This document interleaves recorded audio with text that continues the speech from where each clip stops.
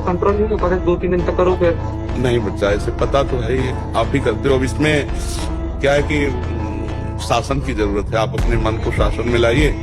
अब ये बच्चा ऐसा है कि आगे आपको गृहस्थी लायक नहीं रहने के लिए नष्ट नाड़ियों का घर्षण करने से उनकी इतनी शक्ति क्षीण हो जाती है कि वो गृहस्थ में संतान उत्पत्ति के लायक नहीं रहते। वो आवेश में आएंगे और फेल हो जाएंगे, वो गृहस्थ लायक नहीं रहते। ये बहुत खतरनाक चीज है जो हस्त मैथुन क्रिया है। ये बहुत खतरनाक, किसी को भी नहीं करनी चाहिए। ये ब्रह्म शक्ति है, जीवनी शक्ति, इसको ऐसे नष्ट किया जाता है। एक मन अन्न पाने के बाद एक संतान उत्पत्ति की योग्यता पुरुष में आती है। पहले अपने को तैयार, दूसरे को काटने लायक तलवार तब बनती जब पूरे घन से पिट पिट करके और फिर आग में रखा जाता है और फिर पीटा जाता है, और उतने पे भी बख्शा नहीं गया, फिर उसे घिसा जाता है, और जब धार आई तब कटने लायक होती है। तो इस माया का बंधन काटने के लिए पहले पीटना पड़ेगा तुम्हें। काम क्रोध लोभ मोह मद मत्सर इनकी मार को सहो, यमहीन व्यथ्यन्ते ते पुरुषम पुरुषर सब सम दुखा सुखाधीरम स्वम तत्वाय कल्पते, और तप करो।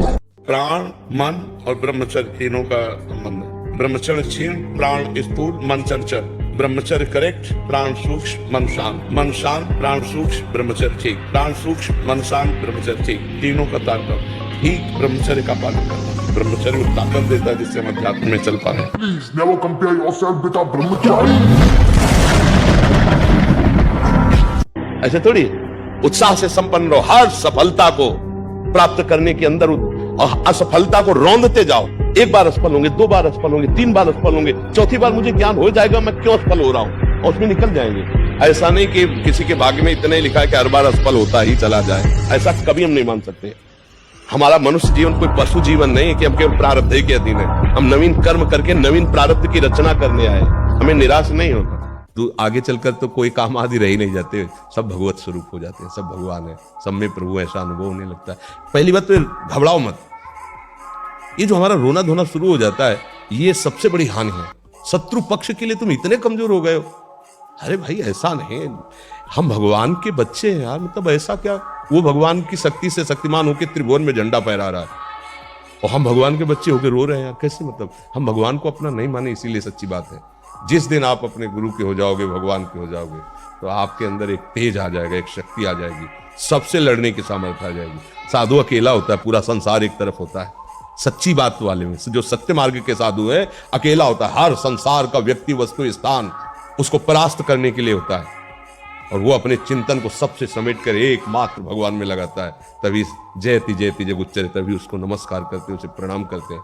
तो वो तुम भी बन सकते हो, गृहस्थ में होते हुए भी वैसे बना जा सकता है। इसलिए हमारी प्रार्थना है, पहले तो आप रोइए मत, किसी भी पीड़ा में रोइए, रोना है तो प्रभु के प्यार में रोइए, बस। ये आंसू केवल प्रभु के प्यार के लिए नहीं, हर परिस्थिति को सहने के लिए तैयार रहो। भगवान के जन हो, ऐसे छोटी मोटी बात है रो दिया बच्चों की तरह नहीं, 100 बार गिरेंगे फिर भी हम चढ़ाई करेंगे इस पर। इसका अभ्यास है हमको नष्ट करने का। तो आज से हम प्रण लेते हैं कि तू हमें कितनी बार गिराएगा।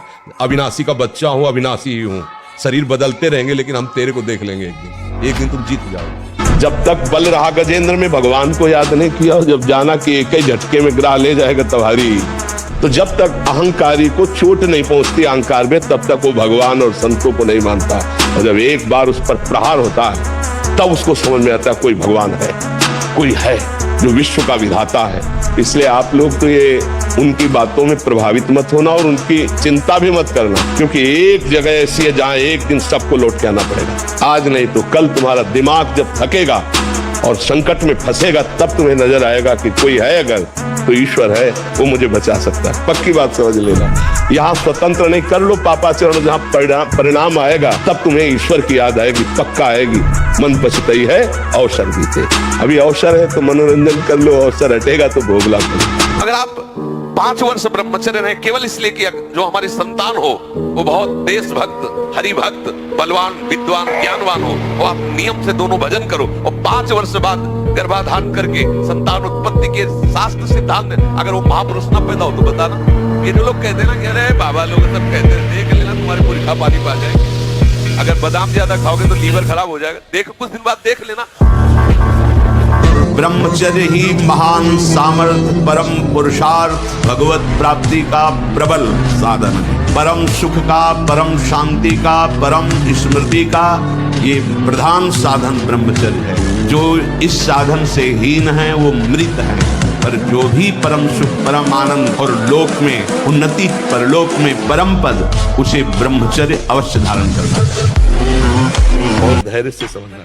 ब्रह्मा ने हर खोपड़ी बनाई ना, तो ब्रह्मा की खोपड़ी जिसने बनाई, ब्रह्मा की खोपड़ी भी जहां काम नहीं करती है तो हमारी खोपड़ी क्या काम करेगी? हम सब तो ब्रह्मा के बनाए हुए हैं और ब्रह्मा को उन्होंने बनाया है। तो जहां ब्रह्मा हाथ जोड़ करके थर थर कांपते हैं जिनके आगे और कहते मेरी बुद्धि आप तक नहीं पहुंच सकती, तो हमारी बुद्धि कितनी पहुंच सकती है? ब्रह्मा जी की पुत्री तो सरस्वती जी हैं। स्वयं सरस्वती जी समुद्र को स्याही बना ले, वृक्षों को कलम बना ले, और अनंत रूपों में भूमि को कागज बनाकर अनंत काल तक लिखें, तो भी उस परमात्मा की महिमा का अंत नहीं पा सकते। अब आप विचार करो हमारी तुम्हारी खोपड़ी कितने की पार पा जाएगी तर्क से उस परमात्मा से। जो गलती हो उसको होने दो, बस रोक लो, हस्तक्रिया मत करना। हस्तक्रिया मतलब समझ गए ना, हस्तमैथुन मत करना और नाम जप करो। और जो हो रहा है तुम बिल्कुल ऐसे समझो कि बाबा ने पूरा ठेका ले लिया, अब हमको कोई चिंता नहीं। आज से तुम देखना आपका परिवर्तन। और कल कोई काम करो, 2-4 घंटे का काम करो, कोई भी काम करो। क्या मुर्दे जैसा जीवन, जो इंद्री जैसा चाहे वैसा डाउन कर दे, जैसा चाहे वो हमें शोक दे दे, दुख दे। थोड़ा सा साहसी बनो। तुम भगवान के अंश हो, तुम कुछ भी कर सकते हो, कुछ भी।